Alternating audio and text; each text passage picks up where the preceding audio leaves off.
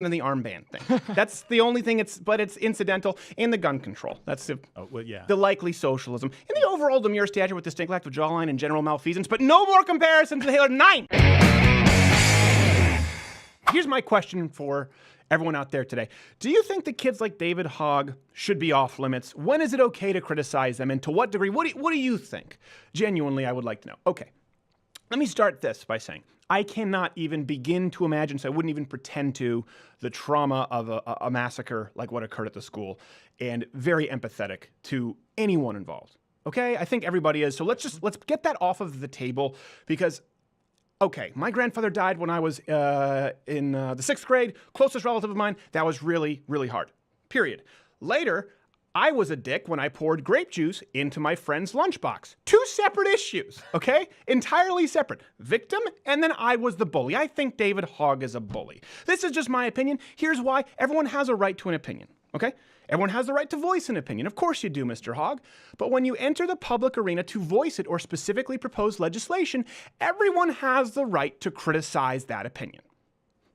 That's my opinion on the issue. So when is it okay, if ever, to get personal? Well, typically the rule is if the other person draws first blood. If they get personal, and then we murky it all up with the whole age factor. And that's what really bothers me about the situation. This is what bothers me when you see just the degrading of our national dialogue to the identity to this degree. David Hogg, I think he's wrong. I think he's unprofessional.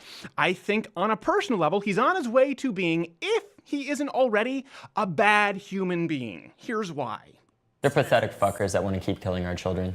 They could have blood from children spattered all over their faces and they wouldn't take action because they'll still see those dollar signs. He does not give a about these kids' lives at all. He only cares about his reelection. Okay, yeah. What? Now that would seem kind of, jerkish. But the thing is, when you say, hey, you know what, you really probably shouldn't talk about people that way, he goes into the age thing. When people try to suppress your vote, and there are people who stand against you because you're too young, we say no more. Well, at this point, it's like when your old-ass parents like, I don't know how to send an iMessage, and you're just like, give me the phone, and you take it and you're like, okay, let me handle it, and you get it done in 1 second. Sadly, that's what we have to do with our government, because our parents don't know how to use a democracy, so we have to.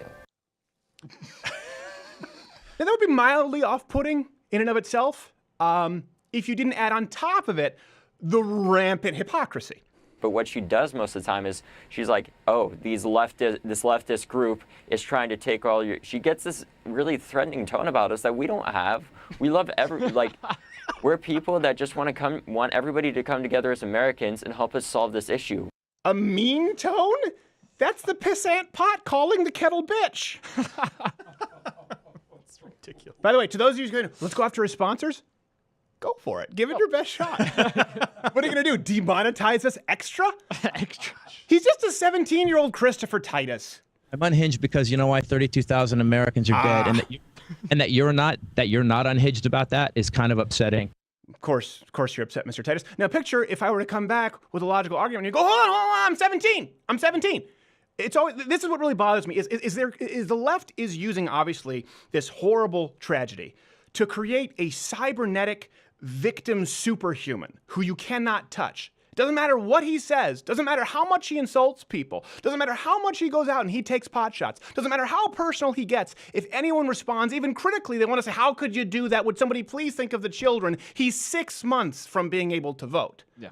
Okay? And here's the deal. Even at 17, 18, we don't let emotional people determine our laws, okay? Which is what they're trying to do right now. We don't say, well, you can't do this unless you've been in a mass shooting. We don't allow exclusively rape victims to determine rape laws. No, not at all. Matter of fact, police suffering and trauma doesn't make you more of a qualified as an expert in anything. Not at all. Usually police circle back and ask you to calm down because your memory's fuzzy. Things get clear the further you get away from the trauma. And here's the thing, teenagers, they have a lack of critical, rational thinking ability. They do not have a fully developed brain. This kid, for example, there's no self-awareness. He's not aware of the fact that teenage drivers aged 16 to 19, I think, are 3 or 4 times more likely than drivers aged 20 to be in a fatal crash.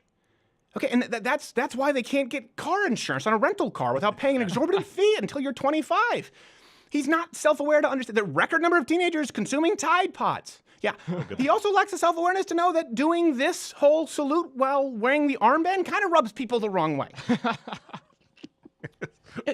Oops. I want to make this really clear. I'm not saying, okay, hashtag all kids, or even that, hashtag kids' opinions don't matter. That's not at all what I'm saying. I'm not saying because he's young that his opinion is invalid. By the way, some kids do unbelievable things.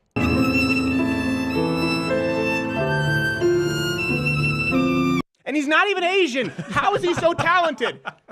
Damn you! Damn you and your cornucopia of skills, Mr. Shapiro. The problem I have here, and I don't know how you guys, is the unfair weaponization of teenagers entering the public arena, espousing opinions, demanding policy changes, and then claiming underage immunity from any and all criticism. Are you the child or are you the expert? Pick one. Well, I hate the handlers propping him up doing that, saying, okay, maybe people aren't going to touch this guy. We'll just put him out there and let him get killed. It seems to me that you are the expert, David Hogg. The exploitation of youth, by the way, for political gain is not a new thing. Yes. Context. Hitler Youth was a thing. Now, just to be clear, it's an example of politicization of children. I am not comparing David Hogg to Hitler Youth at all. No comparison other than the hand and the armband thing. That's the only thing but it's incidental. And the gun control. That's the likely socialism. And the overall demure stature with distinct lack of jawline and general malfeasance, but no more comparisons to Hitler. 9 more comparisons. Sponsors, go for them. It's people like him, they gave him the spotlight because they like what he says. But when you look at this, he acts like he wants to really push for legislation. Well, what's he doing to do so? No. He's getting on CNN and Oprah and Ellen and talking all about ideas, but he brags about hanging up on the White House. Right, Speaking of exactly. President Trump. He goes on and on about his hatred for Marco Rubio, and it's like, let's make some headway. Why doesn't he care about dead children? The point here is that none of the overwhelming dislike ratio that you see online, including on channels like CNN, is because David Hogg, let me speak directly to you because I know you're watching. You're going to try and go after the sponsors. Please, go nuts. It's not because you're 17. It's not because you're a liberal. None of it is due to a lack of empathy for what you've gone through. Okay, we all want solutions. We just have different ideas. This is one thing, hopefully you'll learn, David Hogg, that everyone actually cares. Most people actually care. They just happen to have different ideas, and you need to allow room for that to be the case. You can't talk about bringing people together and then say no one can come together if we don't all agree entirely, and then I'm going to hang up on the president. It's because you demand a platform to speak, refuse to engage or debate with anyone from any other point of view, claim to be a child when it's convenient, then switch hats and claim that people better take your ideas seriously while chastising, swearing at people, name-calling, simultaneously demanding that everyone else be civil. It has nothing to do with your age and everything to do with the fact that you're a manipulative, divisive, verbally abusive bully who wants a different set of standards applied to you and your friends for the kind of behavior which would have had you kindly removed from the restaurant in any other scenario. Here's the deal. I want you to do well, David Hogg. I want you to grow up and be successful. I hope that you change the world. Great, go nuts. But for that to happen, someone's got to discipline you a little bit. The real world has red pens. The real world has wooden spoons. The real world has consequences. When you enter an arena and you choose a weapon, as you have done with the social political arena and the policies that you're proposing, which, by the way, strip other people of their fundamental human rights, you better be ready for what the real world has to offer. Maybe you can Twitter bully a few cable news hosts. Maybe you can Twitter bully a few classmates. Hell, maybe you can bully YouTube into getting this video removed or at least demonetized as hate speech for all I care. But you'll soon find out that in the real world,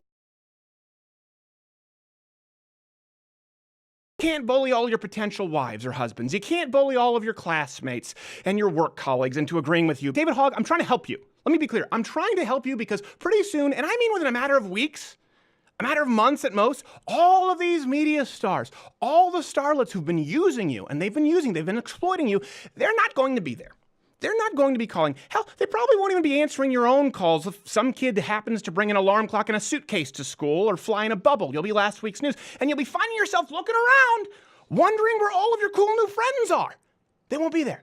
Finding your voice is great, but don't allow yourself to be exploited. Don't allow yourself to be used by people who don't care about you because they're not going to be here really soon. And then you're going to be left with the real world, and you're going to find out that the real world doesn't always agree with you, and you can't just cuss them out and tell them that they don't know how to use their iPhones properly. So I want you to learn this lesson now, because when that happens, who are you going to think? It's not going to be Anderson Cooper. It's not going to be dead Johnny Mathis, but your old Uncle Stephen. Hey, did you enjoy this video?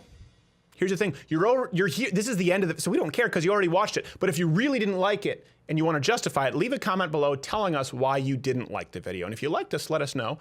And subscribe to the channel, because that lets the overlords at YouTube know that, you know what? You're all right.